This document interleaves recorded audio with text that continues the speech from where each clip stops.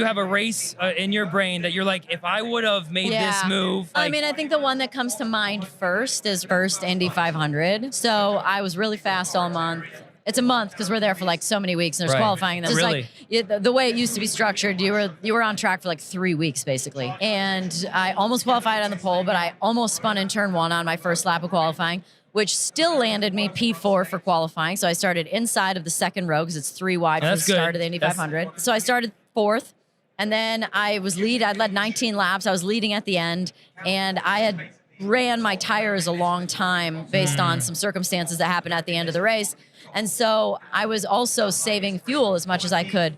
So we were like detuning me and taking fuel away from that engine, which gives it less power. And so we basically tuned me out so much that second place caught me at the end.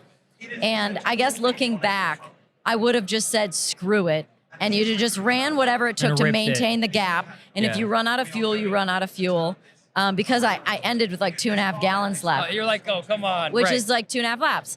And so I look at that and I think of that as the thing. But I also am not a regret person, Right. and I would never go back and change anything. So what happens if I'd have won my first Indy 500? It's like my fourth race in an Indy car. And then what happens with my life at that point? What kind of other things would have happened? I love where I'm at now. Yes. I wouldn't change anything. So that's the one thing where I'm like, oh, I look back, but I still wouldn't change it.